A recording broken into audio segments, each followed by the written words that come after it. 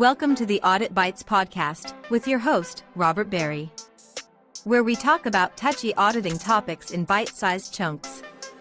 Whether you're just starting out in auditing or you're a seasoned professional, you'll find something of value here. Tell all of our fellow auditors. You can find us live on LinkedIn, YouTube, and your favorite podcasting platforms. Tune in and join us for a thought-provoking and informative look at the world of auditing.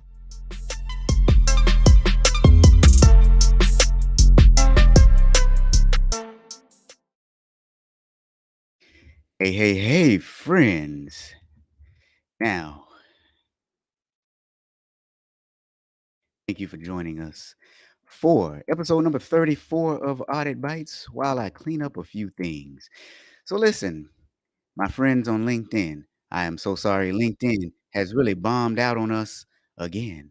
And we are on YouTube streaming live right now. So I'm going to drop that link on LinkedIn so that you can come over and join us. I'll run the replay on LinkedIn, but for some reason it would not connect today. But welcome to episode number 34 of Audit Bites. Why you can't find talented internal auditors. Why you can't find talented internal auditors. So let's talk about it. Let's talk about it. Give me just 1 second while I see if I can make some last minute adjustments to the LinkedIn stream. Doesn't seem like I can. So now, there have been some recent surveys that have said there is a shortage in the accounting and auditing profession. Now, they've cited several reasons, amongst those being, well, the profession may just be kind of boring. What do you think? Are you experiencing a shortage? I see a lot of jobs posted for internal auditors, and I see a lot of people complaining that they can't get them filled. So today, what we're going to talk about are 5 reasons you can't find talented internal auditors. Now, when I started scripting out this show, I realized that I'm going to have to do a part 1 and a part 2 because, my goodness, I came up with more than 5 reasons, but hence the name of this show is Audit Bites. We like to try and keep it short. So we like to try and keep it to about 30 minutes. So let's talk about this. At one point in time in my career, I remember auditing an audiology clinic, a clinic that helps with the hearing. The executive management team had requested that we do the audit. Now, the person that was actually in charge of the area wasn't necessarily too happy that he was going to be audited, but since it was a request, we went in and we did what I would like to think was a fairly decent job. While we were auditing the area, there were a few things that we discovered. One thing we found was that, well, you see, this clinic, they were giving a lot of services to the community. There was an aging population in the community that really needed their services. And so they logged everyone that they provided services to. Then when it came around to bill for those services, they weren't necessarily billing for everyone that they provided services to, partially because there was this rudimentary Excel worksheet that they were using and it didn't necessarily capture everything that needed to be captured. So that was one thing. Another thing we found was that there were some services that they weren't billing for that they should have billed for. Now, after our team came in, we found that there was some revenue that they could have captured that they were not capturing. That was great, right? It's always good when you can increase your revenue. So that's what ended up happening. They ended up increasing their revenue. Now, there were some surprises in the middle of that. I mean, as if finding new revenue isn't surprise enough. There was there were some additional surprises. After we finished the audit, we learned that at some point they actually were talking about closing the clinic. They were actually talking about closing the clinic because it wasn't making enough money. So guess what happened after this audit team found additional revenue? The clinic remained open. The clinic remained open. Now, isn't that pretty good? As an auditor, wouldn't that make you feel good if you knew that you actually helped your organization from a profit standpoint, but also from a service to the community standpoint? It made me feel good as an auditor, really made me feel good. So that brings me to the first reason why you can't find talented auditing professionals. You don't make it meaningful for them. You don't make it meaningful for them. And what I mean by that is people like to feel like they make a difference. Nowadays, a lot of auditing shops, a lot of internal auditing departments do Sarbanes-Oxley work. And that's about as exciting as watching paint dry. But SOX is not audit. I've said that before. Anyone wants to argue that with me, we can go toe to toe on that one. SOX is actually quite boring too. Ask anybody who's doing it. Now, there are a few people that actually like it, but you don't really get down into the nitty gritty of the business. It is strictly compliance. And that, my friends, is kind of boring. And while it does have meaning, it has meaning of complying with the Sarbanes-Oxley Act, it doesn't have a bigger meaning. So one of the reasons you can't find good audit talent is because you don't make the job meaningful. Imagine being an auditor for a hospital. Now imagine also being an auditor that's looking at medical devices, ensuring that there's some integrity surrounding those. So you're helping to make sure that someone's pacemaker is actually working properly when they are on your premises. Doesn't that make a difference? Imagine you're an auditor for Delta Airlines. For some reason, I always use Delta. I don't know why. Perhaps because it's my favorite airline, but imagine if you're an auditor for Delta and, a part of your job is auditing processes. And because of what you do, sometimes planes actually arrive on time. Imagine that. That's meaningful. So one reason you can't find talented internal auditors is because you don't make the job meaningful for them. You got to make the job meaningful for people so that they feel like what they're doing is a part of something bigger. And I would challenge anyone that say that our job is actually boring. It actually is exciting and it actually is meaningful if you make it that way. Now, the second reason that I've found you can't find talented auditing professionals is your search process sucks. Your search process sucks. Anybody listening live or on the replay, when is the last time you actually applied for a job? And what was that process like? It probably was an extremely horrifying process. Now, on the company side, there is absolutely no way you're getting to good candidates the way you currently conduct your job searches. There's absolutely no way that you are getting to good candidates. But let me explain what I mean by that. First of all, your search process sucks because you have no presence. You have absolutely no presence. Thank you, Clarence. I see Clarence made it over from LinkedIn to YouTube. Sorry about that, LinkedIn. It just wouldn't connect. I'll run the replay on LinkedIn later on today. Clarence says that's a good topic. Clarence, I don't know how long you've been here, but for some of my LinkedIn people who are just coming over, the first reason you can't find talented auditors is because you don't make the job meaningful for them. People want to feel like they make a difference. And in that, they want to feel like what they do actually matters. The second point I have is your search process sucks.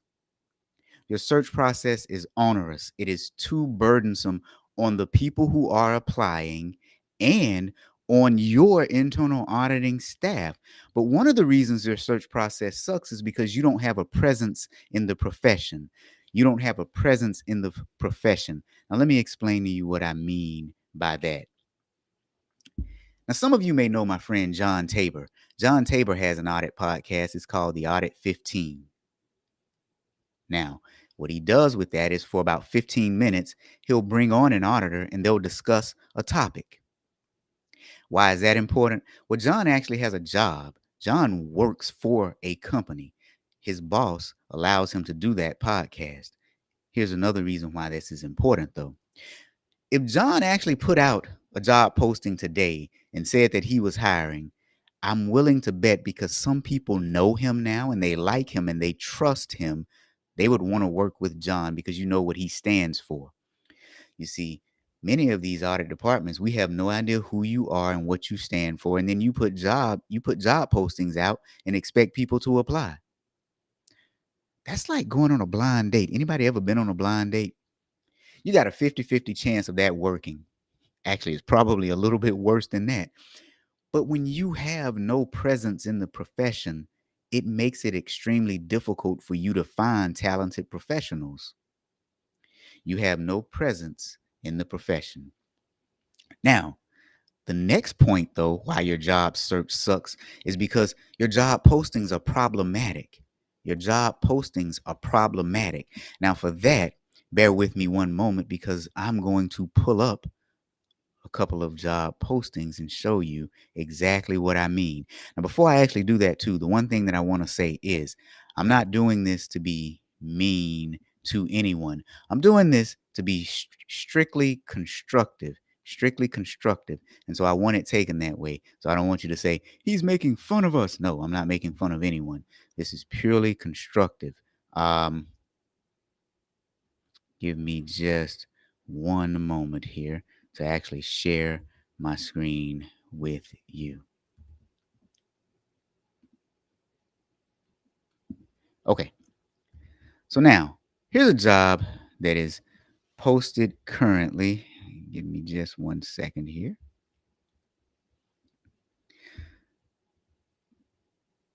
So here's a job that is currently posted. Now, I'm not going to say anything about this job in and of itself. What I am going to point you to is the 121 applications this job has received, and it's only been posted for 4 days. 121 applications, and it's only been posted for 4 days. Now, people in your department are having to sift through 120 plus applications. That's taking them away from their current role that they're performing. But also, with 121 applicants, what kind of a thorough job do you think they're really going to do? On top of that, they're going to get burned out looking through that many applications. 121 applications for a job that's been posted for 4 days. Your job search process sucks. A lot of us use what I like to call the pray and spray technique. We pray that we're going to find somebody good, and then we spray our applications everywhere. This one happens to be on LinkedIn. Again, I'm not saying that this company has done anything bad. What I'm saying is the administrative nightmare that this is going to create for people who are actually sorting through those applications is going to be burdensome. For people who are applying, suppose you have someone in this stack that actually meets your need. It's going to be hard for you to find them with that many people. It is going to be hard for you to find them. I see Elizabeth has joined us. Elizabeth says she's finally figured out chatting on YouTube. Yeah, I mean, it's pretty easy. You hit that chat button, or that I think it says chat or go live. Live chat is what it says now since I am live. But okay. So now, yeah. So this job posting has 121 different people that have applied for this job. So how easy is it? How easy do you think it's going to be to actually find talent within a stack of 121 people? And it's only been posted for 4 days. 4 days. So what that almost means is those who get in early will be the ones who actually get screened and seen.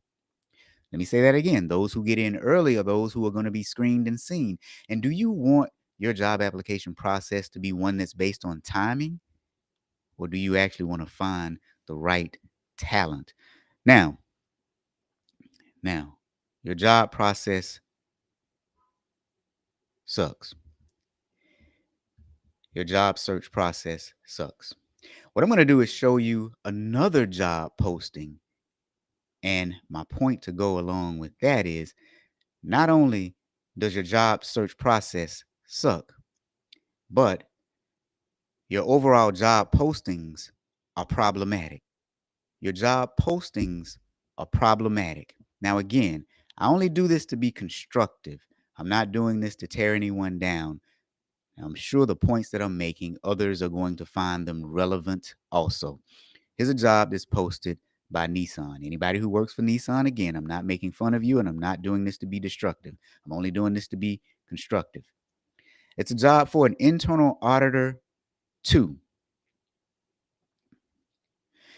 Now, it starts off talking about life at Nissan and what that is like. And it says we are seeking an internal auditor 2 to join our team at the Nissan Motors Acceptance Corporation in Dallas, Texas. It says the internal auditor 2 plans and performs routine operational and regulatory audits. As necessary, assist in the testing of basic application and general IT controls. Assesses the quality and conditions of controls, reports findings, and makes recommendations as to the adequacy and effectiveness of the organization's internal control system of internal controls. Participates in regulatory, i.e. consumer lending laws and regulations, 𝗁, evaluation activities. And last sentence, contributes to building brand value, achieving enduring profitable growth. Now, that's just the first paragraph. And I don't know about you, but I'm very confused right off the bat as far as what you really want. Let me explain what I mean by that. So it says the internal auditor 2 plans and performs routine operational and regulatory audits. That's the first sentence. Now, as an internal auditor 2, I'm assuming, and you know what you do when you assume, but all I have to do is assume right now. I'm assuming that that's right above the entry-level internal auditor 1 position. But you're saying that I plan and perform. Usually auditors at this level aren't necessarily planning. They're still assisting.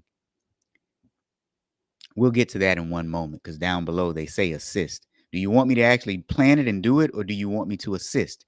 Which is it? Is it both? Which is it? As of this moment, I'm really confused. Now it says, as necessary, assist with the testing of basic application and general IT controls. So is this a quasi IT audit position? Possibly. I don't know. Then it says, assess with the quality and conditions of controls, report findings, and make recommendations. Then it says, participates in regulatory, i.e. consumer lending laws and regulations, and SOX evaluation activities. Now, here's the point where you really need to say exactly what are the regulatory laws that you have to comply with, because you know what they are. If you're looking for someone that knows how to audit these, why would you not just put them in? Now, here's what I'm assuming. Nissan Motor Acceptance Corporation, I'm assuming that's the auto lending division. I only know that because I did some auto lending auditing for 𝗁𝗵𝗁𝗀 way back in the day. But for someone who doesn't know that, why would you leave it up to assumption? Tell people what it is that you want from them so that they can apply, so that the right people can apply. Now, under the responsibilities, it says plans and conducts audits in accordance with internal auditing standards. Which standards? Now, it should be obvious. This is probably the red book, right? It's probably the IIA standards, but you also have the governmental auditing standards. You have ISO standards. Which standards are you looking for somebody to comply with? Why would I apply for this job and I don't know what standards you're really looking for in an employee? Let's be really clear about what we're doing. It also says assist in the development of audit objectives and the creation of audit programs. Okay, am I assisting or am I leading it? Which one am I doing? Because down below you say develops audit programs and generate reports. So am I the one who's developing it and leading it, or am I simply assisting in it by helping someone else who's responsible for developing it? I'm confused at this moment. I don't know what you really want from me. Now, I'm going to cut this a little short because there was a lot more things, but down for the minimum qualification, it says a bachelor's degree in a related CPA or CISA preferred. CPA, I didn't really see much financial related in what they were looking for. Looked like a lot of operational. CIA, I get. CISA, if you're talking about your minimum qualifications, which one do you really want? Like, this is your minimum. When you say or, it could be preferred, but which one do you really want? Just let us know. Then it says 3 years audit experience or relevant professional experience. What relevant to what? What else are you like relevant? What's relevant? In your eyes, you have an idea of what you believe to be relevant experience. Let people know, so people with that relevant experience. Let me give an example. Suppose I was a manager for a car dealership and I was on the financing side. So I know how the financing side works. Would I be a good candidate for this role since it is auto financing, I'm assuming? What are you looking for? Okay. Now it says requires experience auditing basic application controls and some knowledge of IT general controls, or compliance QA testing, or solid cross-functional auto sales finance operational experience. Now, this is your minimum qualifications. What are you really looking for? I get what they're saying. One or the other would do. I get it. But be a little bit clearer about what it's saying. Now, here's the real kicker. Must be knowledgeable in the use of Microsoft Office Suite software. Okay. Use of data analytic tools such as ACL, IDEA, or Microsoft Access. Now, here's where I really got confused, because what this is telling me is either you are trying to implement a data analytics initiative or you already have one. If you already have one, you're already using one of these tools. So which one are you using? For example, IDEA and ACL, they pretty much do the same thing. They function a little bit differently, and some people like one versus the other. So if I like ACL and you currently use IDEA, I probably wouldn't apply for this job, or vice versa. But which one is it? Don't make me guess. Which one do you use? You can screen out people very quickly by being very clear and concise about what it is that you're looking for. What are you looking for? Do you want somebody that knows ACL or IDEA or Microsoft Access? If you're open because you're just starting your data analytics journey, then that's something else I would want to know, because then I could say, hey, I know IDEA. This is a tool I want to use, and here's what I can do for you using IDEA. Okay. So now, hopefully that makes sense. I'm going to get back to my We're on episode number 34 of Audit Bites, and we're talking today about why you can't find talented internal auditors. The first reason is because you don't make it meaningful. Everybody wants to feel like they're a part of something. You got to make the job meaningful for people. Again, I just gave a really good example. If you're an auditor for a hospital, you're preserving and protecting human life. Isn't that meaningful? Second reason is your search process sucks.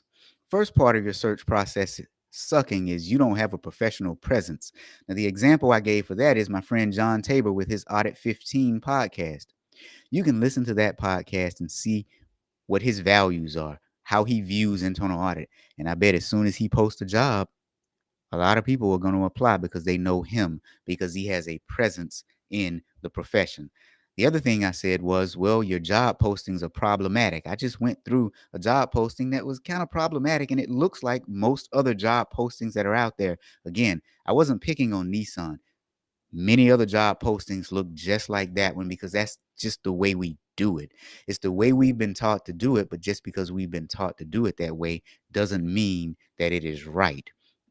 Now, my third reason is you don't know what you want or need. You don't really know what you want or need. We just kind of throw stuff out there and hope that something sticks.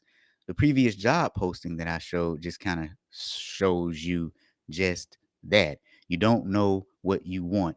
And to that end, you can't expect clarity from chaos. If you're not clear in your job postings, you can't expect to attract the right talent. You can't expect to attract people who are going to perform well on the job. Now, the fourth reason, this is a big one. The fourth reason is we as auditors have crippled communication skills. We have extremely crippled communication skills, and I'm going to dig down and give some real examples here.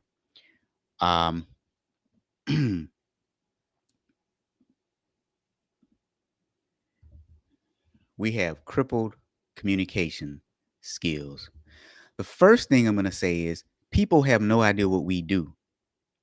And by that, I mean clients and sometimes even our own fellow auditors. So let me share my screen again, and I'm going to show you what I mean by that. And I'm going to tell you a story about something that happened recently. So recently on LinkedIn, I posted this. And what this says is, when things go wrong, blame the people responsible for managing the risk. And then I scratch that out and put the auditors. And then I put like a sad face, right? Now, here's why I posted this. We just recently had a huge bank that failed. We had the bank out in Southern California, that failed. And upon the bank failing, I was watching the news and I saw two different things happening on the news cycle. I saw two different things happening on the news cycle. I was watching one news channel and they said, my goodness, SVB has failed. I wonder what caused it, and I wonder if the auditors had anything to do with it failing. And I thought, that's a legitimate question. I wonder if the auditors could have caught this. I wonder what role the auditors played in this bank failing. Legitimate question. Then I turned to another news outlet, and one of the pundits said, how dare the auditors allow this bank to fail on their watch? And I was like, wait a minute. That's weird. That's weird. Both of those were questions, but they really had two different frames to them, two different connotations to them. And so that's what I meant when I posted that. Now, after I posted that, Rhonda posted something that really caught my attention, and I want to thank her for saying this. So Rhonda is the Chief Disruption Officer at Zuma Business Solutions. And here's what she said. She said, auditors only is to highlight issues of non-compliance and suggest measures to fix them, not to find fraud or malfeasance. And then she said, I'll say that again.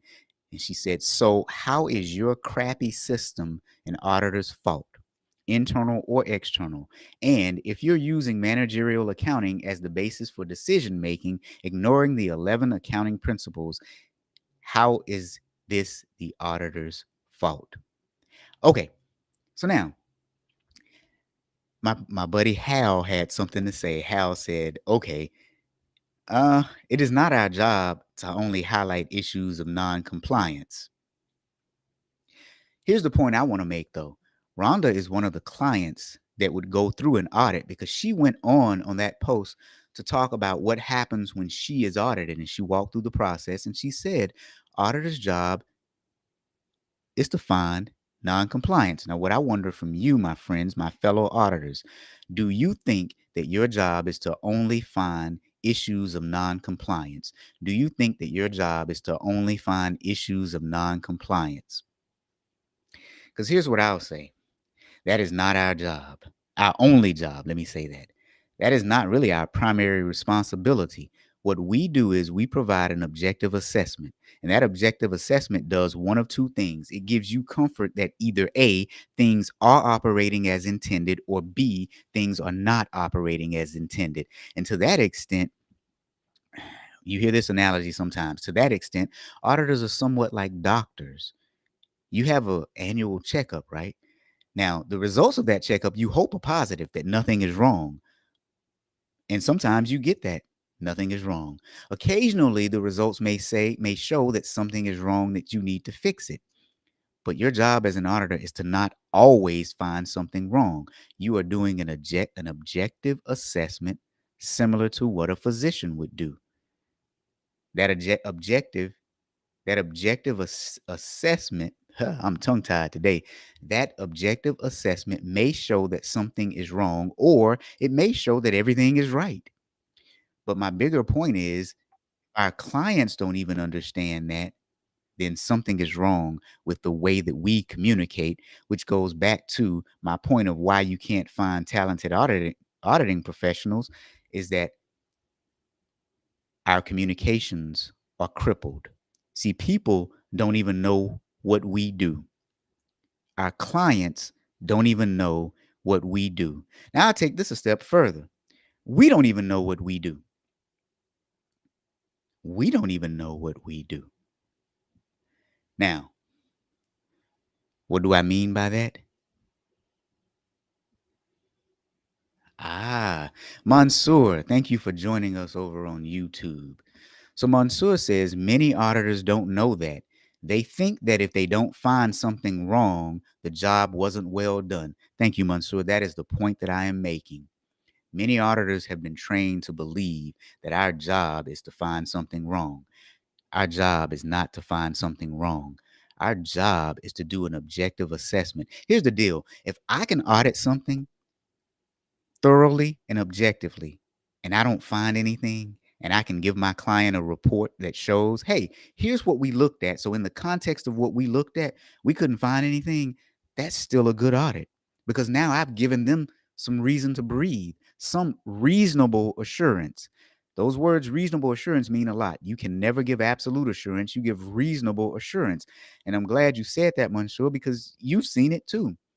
Many auditors, he says this again, many auditors don't know that. They think that if they don't find something wrong, the job wasn't well done. No, the job is to do an objective assessment. So again, to my point, one of the reasons you can't find good personnel is because we have crippled communications. Now, I'm going to give a deeper example of what that means. So now, I just told you and showed you about this post that I made. I said, when things go wrong, blame the people responsible for managing the risk. I believe that you should ask very relevant questions.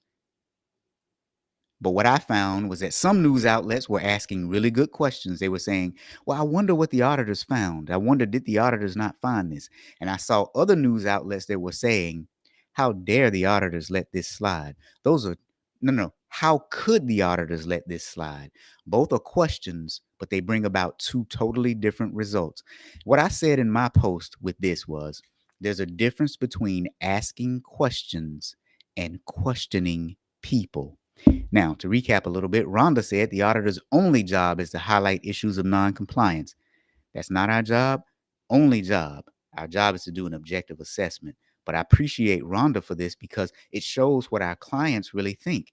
Rhonda does make some excellent points further on. If you go read that thread, she had a lot of really good things to say. So I appreciate her for this comment. Now, someone else came onto that thread, Bobby, and he said something that was really good too. He asked the question, was there a competent going concern assessment of the bank at the time of the audit? He went on to say, I don't support blame games, but all involved, including the auditors, if investigation prove any of them are culpable, must be held accountable. Here's what I like about this. He asked the question. He said, was there a competent going concern assessment? He didn't say, how dare the auditors not find it? Again, there's a difference between asking questions and questioning people. Thank you, Elizabeth. Elizabeth says, I don't think our only job is to find issues of non-compliance. There's a ton of other value we can add. I completely agree with you. But remember, my point was our clients think that our only job is to find issues of non-compliance. Hence Rhonda's statement here, which goes back to the primary point that I was making here, is that we as auditors have horrible communication skills, which is why we can't find good audit staff. Who would actually want to take a job where they believe that their job is to fault find? Our clients don't understand what our job is. And as Mansoor just pointed out, many auditors don't understand what the job is, which goes back to my point. We have crippled communication skills. We have horrible communication skills. We have to own some of the reasons why people don't want to become internal auditors. I've had a very good career and it's been a lot of fun. And I know you have too, Elizabeth, because we've talked about it, right? So yeah, I do agree with you in what you're saying. Again, Elizabeth says, I don't think our only job is to only find issues of non-compliance. Completely agreed, my friend. Completely agreed. Now, so Bobby on this post said something really, on his response said something really good. Was there a competent going concern assessment of the bank at the time of the audit? Now, here's what I said in response to that. I said, finally, a great question. Because there was we'll get to some of the nasty comments in just a minute. So I said, finally, a great question. I like your thinking and where you're going with this, which was my entire point. meaning this was the entire point of my post. I said, ask good questions before placing blame. Again, if you say, was there an assessment done? That's very different from saying, how could the auditors let this happen? And so I was hearing two different things as I was listening to the news. I went on to say in my response to Bobby, with that said, I'm not sure if there was a going concern issue, because I'm not. We got more questions. Then I also said, with that said, your question is in line with my mode of questioning for this situation. So in other words, I agree with him. We got to ask really good questions before you start to place blame. And if by asking those questions, you find out that some people were culpable, now they should be held accountable. But to place blame initially and then go back and backfill is bad. Now, here's where I say we auditors are terrible communicators. Here's a comment from someone else. I blocked out his name because my point here is not to embarrass someone. You'll go back and look at the thread and you'll see the things that he said, and you'll see that they were quite nasty and very inflammatory, and also very ad hominem arguments. Quite comical, but I'm just going to point out a couple of things. He says, at last, a sensible, honest comment that shows understanding. And he wrote the words understanding in all caps. So I guess he was yelling at me. So now he was talking about the comment that Bobby made. Now, mind you, this is the comment that I just said, hey, this is a great comment. I agree with this. So is he agreeing with me or is he disagreeing with me? Now, here's what else he said.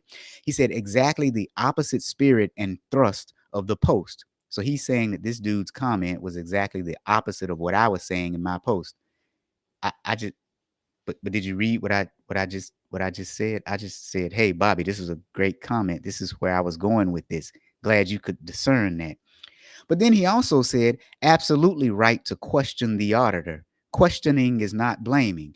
Here, sir, is where you are wrong. Questioning can be blaming. It's not always blaming. Again, if you say, how could the auditors let this happen? Then you are blaming. If you say, like Bobby said, let's go back to what Bobby said, because this was a good question, good communication skills. Was there a competent going concern assessment at the bank at the time of the audit? That's not blaming. Saying, how could the auditors let this happen? That is blaming. So factually speaking, you are incorrect in what you've said. Then he said, people question and bloody right to. People should ask questions before questioning people.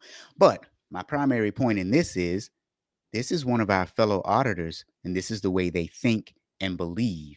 If this is the way one of our fellow auditors think and believe, imagine their communication skills in front of clients. Now, again, I don't say this to try and embarrass anybody. I say this as constructive criticism. If you go back and read, you'll see a lot of stuff was written in capital letters, which means you're screaming. Why are you screaming at me when we can have a really good dialogue about something? The other thing that I noticed is you actually agreed with somebody who I just agreed with. So did you go through this much trouble to disagree with me? But again, my primary point in bringing this up is we as auditors have crippled communication skills, which is why my entire audit training business is built primarily around soft skills and the ability to communicate well with others. Because I just showed you in one instance where one of our clients actually thought that our entire job is to only highlight issues of non-compliance. That's our fault for not being able to communicate well with our clients.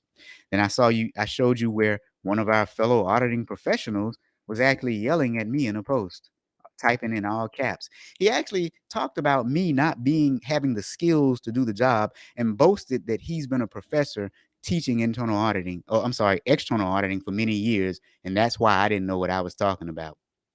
The funny part is I actually kind of agree with part of what he's saying here. I think that our guy Bobby actually did ask a great question and it did show understanding. So much so that's what I said. Now here's the other reason why our communication skills are stunted. You actually had to read my comment before you commented, and you saw my comment agreeing with this dude, and you still responded the way that you did. This shows that us auditors, we swear that we're right all the time. We will let feelings get in front of facts. So imagine doing that in front of clients. Now imagine your staff auditors seeing you do this. Nobody wants to be in an antagonistic environment. So Some of the reasons we can't find good audit staff is because we have crippled communication skills. By golly, we can't even explain what it is that we do. We can't even articulate issues on a social media platform. Doesn't that sound odd? We should be able to communicate and articulate ourselves. So now, before we get to the last reason for now in part one that we can't find good internal auditors, let's just recap. First reason is we don't make it meaningful for people. Everybody wants to feel like their job has some sort of meaning. The second reason is our search process really sucks. We pray and spray. We pray and then we spray that job application everywhere. The third reason is, well, we don't know what we need. We really don't. The fourth reason is we have crippled communication skills. We have bad communication skills. And until we own that, we'll never end up doing better in communicating with our clients, in communicating with bringing people into the profession.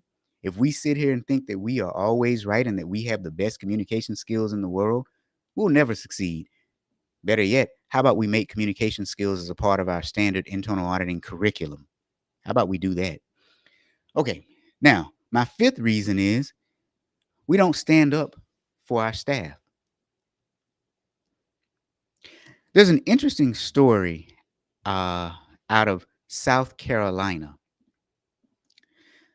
South Carolina, for the state's fiscal budget, they had to write down almost $3 billion because of an error that started in 2007 and just got worse over the years. An error that started in 2007 and got worse over the years. Now, if you read some of the news stories about it, and I'll see if I can find one and I'll drop it into the chat on YouTube. Well, never mind. If you read some of the stories, they say that the auditors had been warning them for years and nothing happened until everything came to a head. $3 billion? And no one was listening to the auditors who were trying to bring attention to it?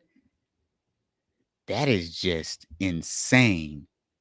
DJ audits. DJ said, I like to conduct audits here in the UK. I like to conduct them here in the US too, man. It's actually quite fun.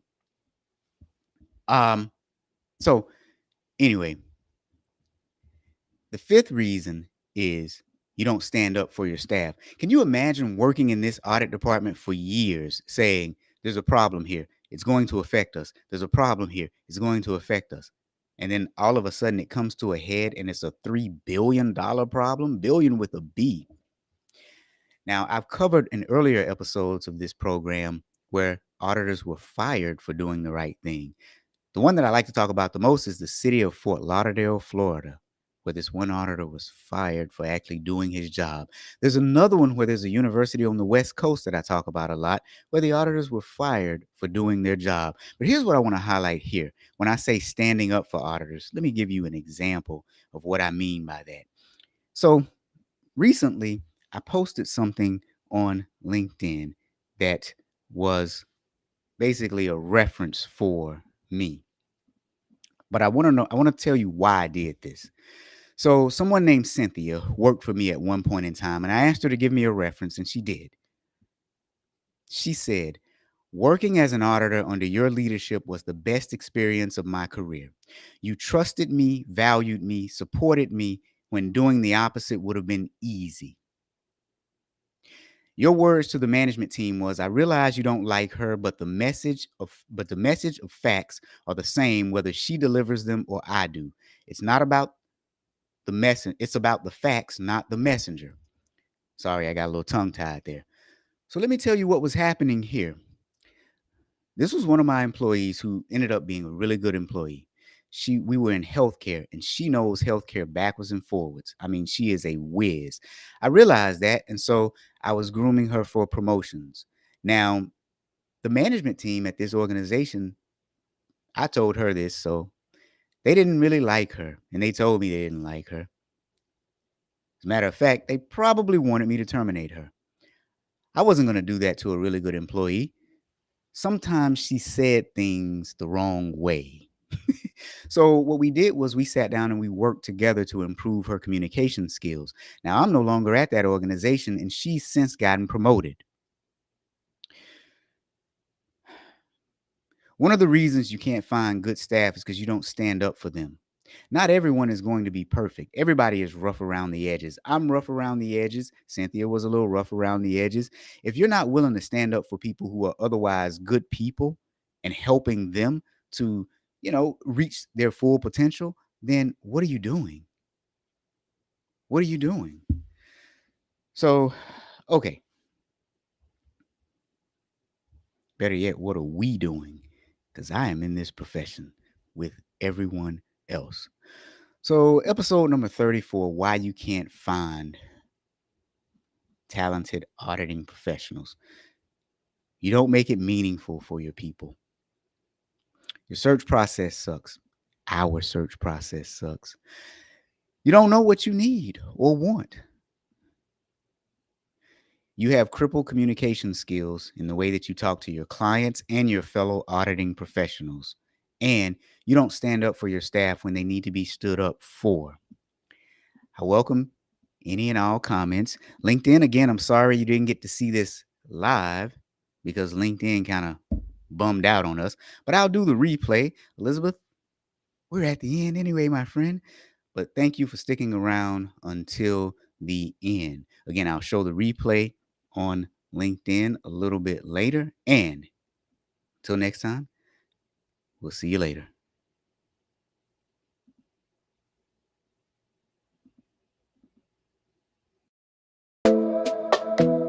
Thank you for watching this episode of Audit Bites.